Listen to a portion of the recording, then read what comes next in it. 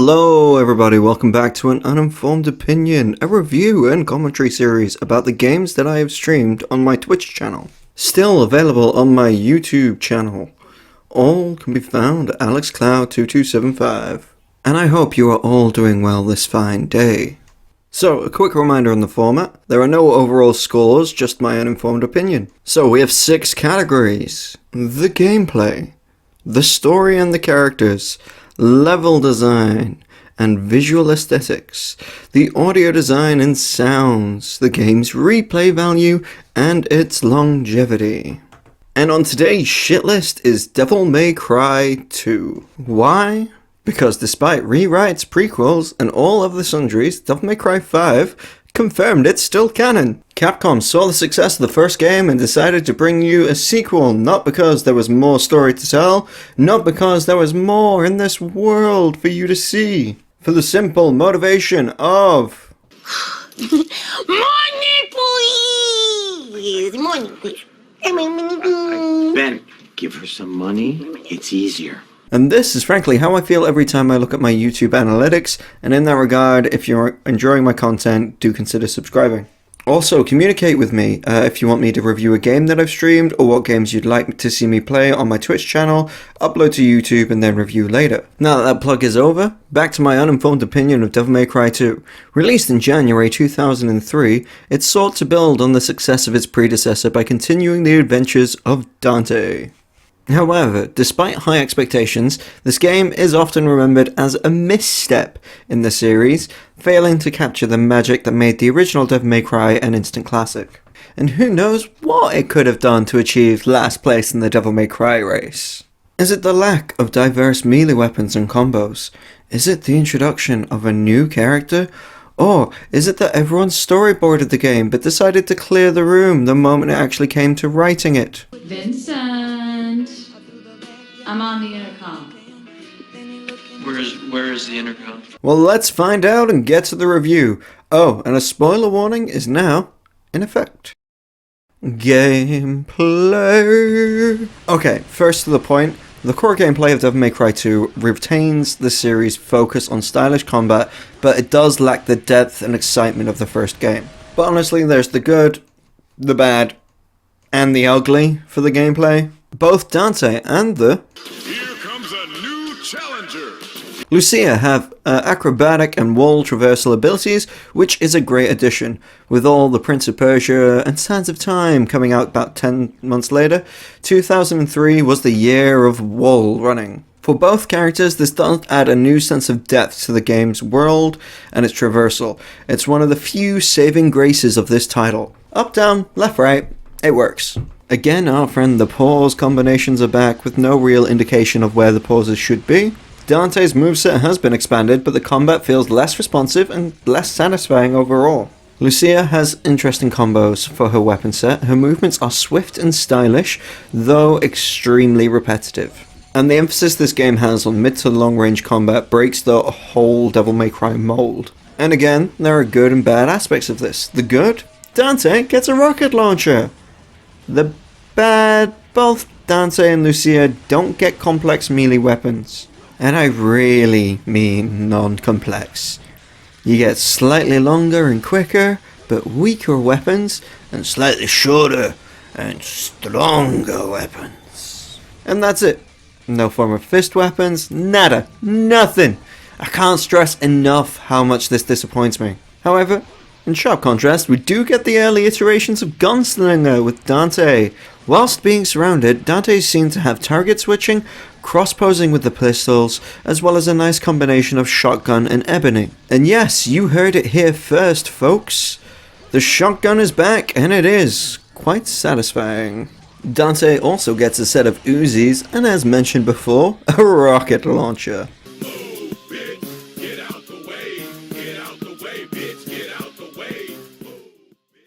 Lucia, on the other hand, has throwing knives. An unlimited amount of throwing knives.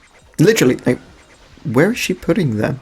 And these do come in a few different variations, as well as another phase of water-based weapons. Mines that go boom! It is quite satisfying to have a combo close out with a mine coup de grace.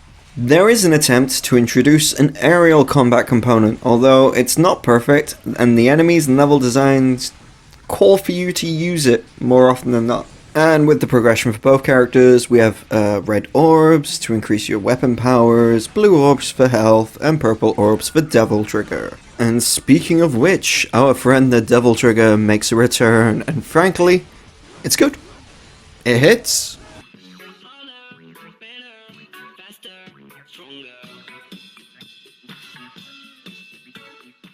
Both Lucia and Dante have some well-designed devil triggers that give additional flair to the gameplay. A nice addition is the amulet system, where you can mix and match devil hearts to augment your devil trigger. The aerial heart lets you grow wings and fly. Quick heart makes you run faster. Lucia gets the aqua heart, which lets her move around for the water segment. Both the characters get fire, electro, and frost hearts, which add the corresponding elements and damage to the melee combos and ranged attacks. This adds more complex and damaging combos.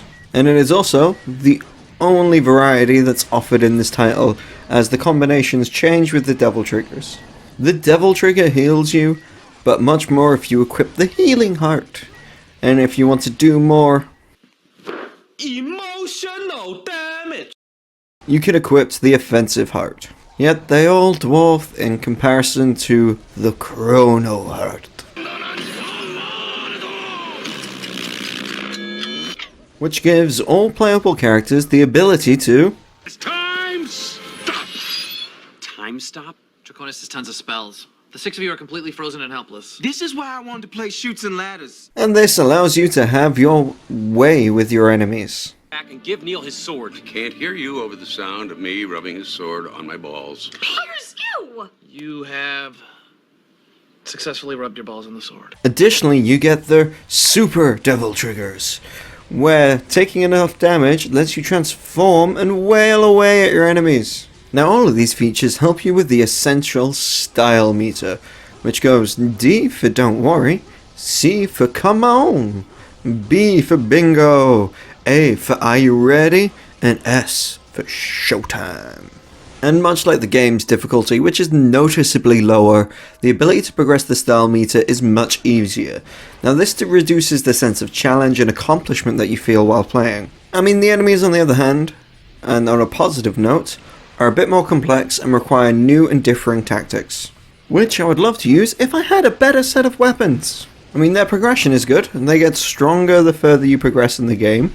The issue here is that because the levels take place across different landscapes and the world, there is a higher need internally for more diversity. Now, it's not to say that, especially even for its time and as a sequel, they don't provide differing enemies and that differing enemy models from the original. Yet, for all the color shifts and fighting style shifts, for some reason it all feels lacking. The bosses, from a gameplay standpoint, can be interesting, but due to a lack of storytelling, there's no stakes behind them, so there's no investment in the battle. Oh, would you look at that? You're fighting a snake hydra. Why? Who knows? Just hack at its legs for a reason and move past it. Oh look, it's a spooky tank and then a spooky helicopter. Why? Who knows? Just hack away and move on. Oh look, there's a callback to the Phantom. Come on buddy, just get through the level. Oh look at this guy. He looks serious. What's his story? Well, we don't know. Just beat him. And if you choose to read the line of text about him on the bestiary, it will still do nothing to create a coherent story with him. I mean, the big bad boss battle is a basic chase the teleporting hitbox while he shoots at you. And then the big end boss battle is a would-be interesting combination of every boss you've faced before. For reasons. Including the original game. And Lucia gets her version of her big boss battle against the mutated form of the big bad, which is kind of fun. Yeah, at the end of the day, it all turns to triangle spamming with all the fun and guns sucked out of it. And as a sequel, it's a stumble. It's a spectacle fighter without the spectacle. Story and characters. Devil May Cry introduces a new protagonist, Lucia, alongside Dante, but both characters suffer from a lack of development, and the story itself is sparse and disjointed. And it's lacking. Just lacking. Why are you the way that you are? Honestly, every time I try to do something fun or exciting, you make it not that way. I hate so much about the things that you choose to be. And I wasn't joking in the introduction. No one wrote this game. But show, don't tell. This is the bad guy and Dante's first on-screen meeting.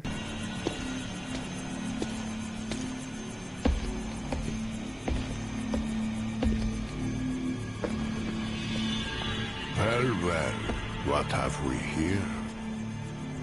Do you have to ask?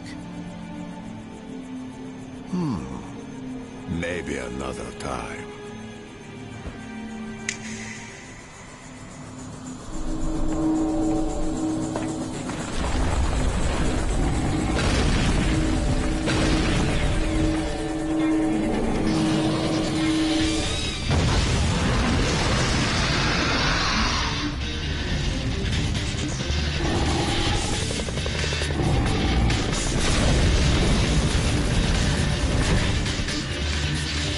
And I have no idea who saw this game and thought, yeah, that'd be good enough. And despite how much I want to do a summary to give props where it's due and really eviscerate it, I cannot and will not give more effort to this than the writers did the actual game. There's a bad guy, and he's bad because we say he is, and he's after goobers. Oh, you have a goober. Give it. Whoop, whoop, wait, no, not so fast. He called it an override key. There's always a bypass key, a virus key, a who cares key I can never remember, so I always call it a goober. Give it. So Dante and Lucia are looking for goobers, which gives Dante, our hero, the ever-essential motivation to flip a coin and be aloof. Arius and his master for us.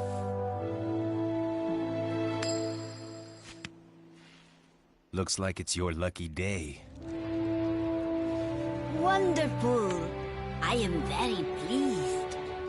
A wolf guy appears, and in general you go here, here, and here.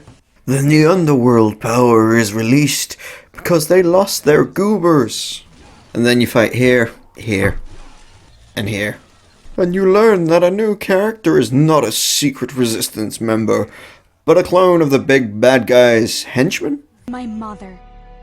She merely found you when you were about to be disposed of. Demon energy swirls, and Dante has a one-liner. My dream!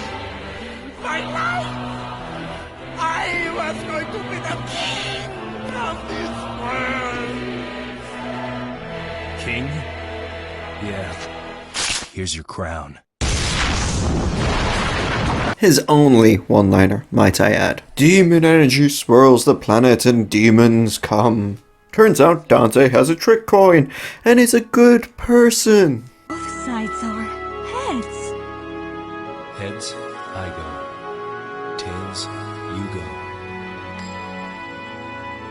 You tricked me. That macho.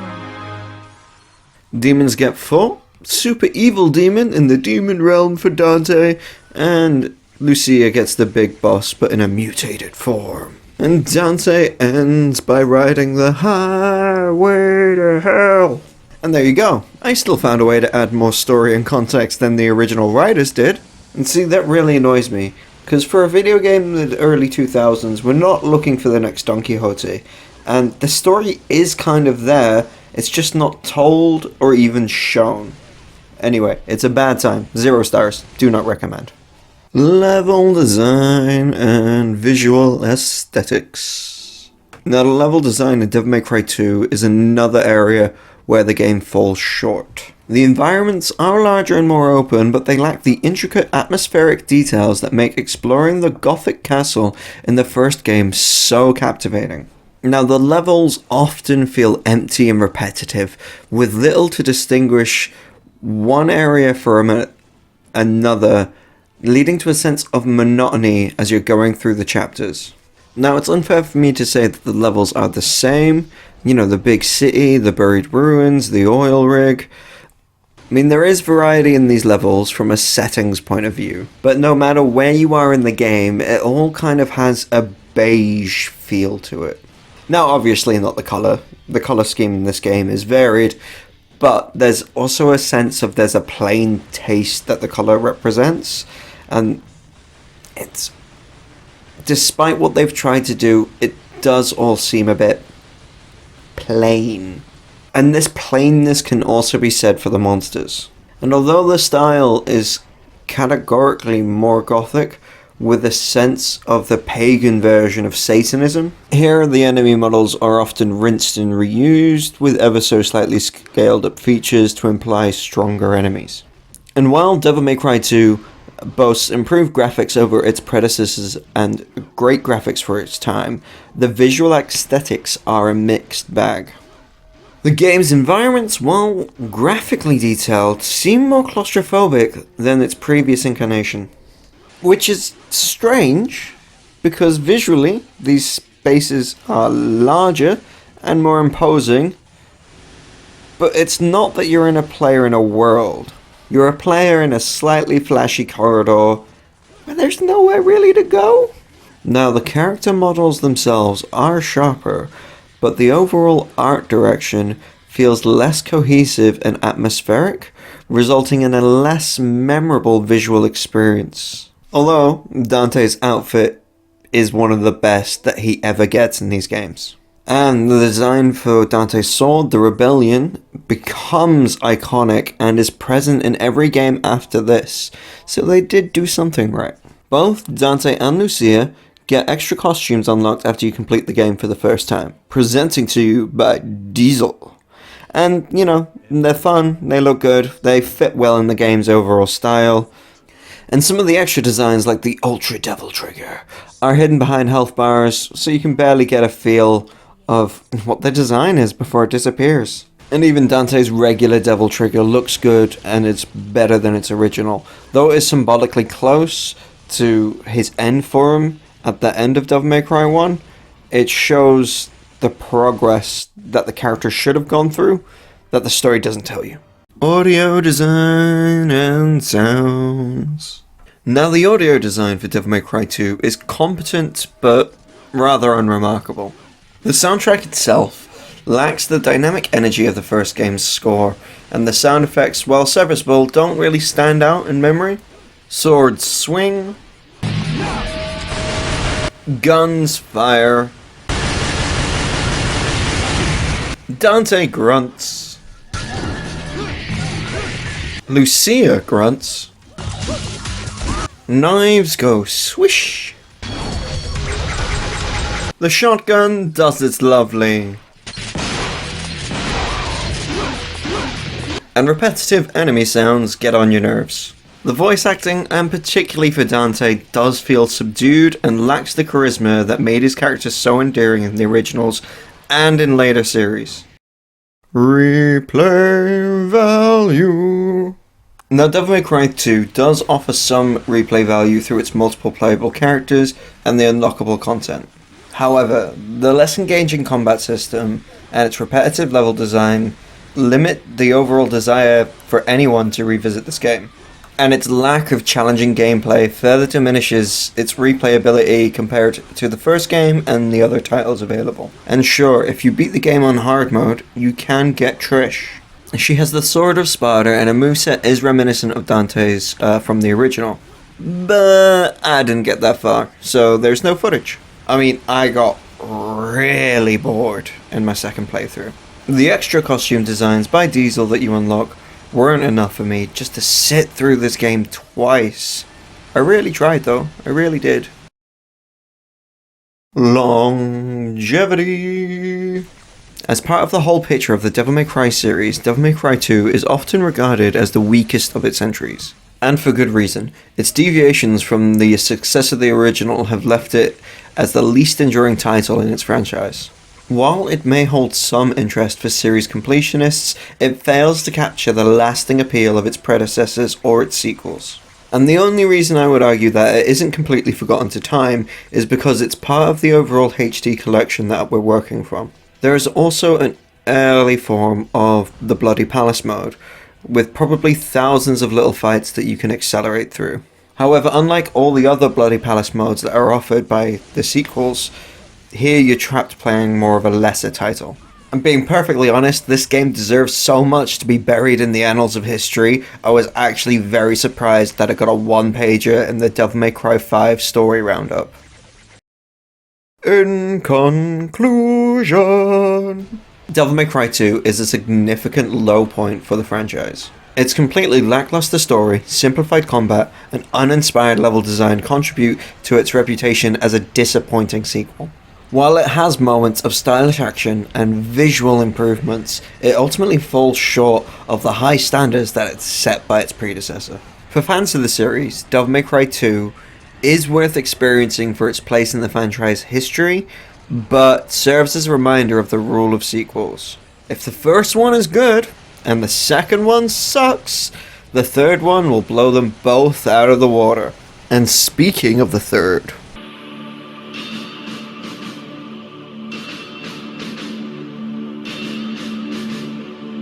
get ready for the next episode of Uninformed Opinion, where I will be going into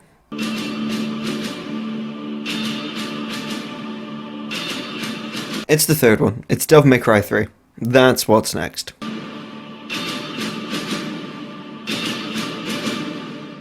And that's it for the video today, guys. Thanks very much for your time. Do any likes, follows, comments, or subscribes that you may wish or want to do to catch me live streaming on Twitch, or to watch more of my YouTube VODs, or to catch more uninformed opinions. Until then, I'll see you in the future. You have no more messages.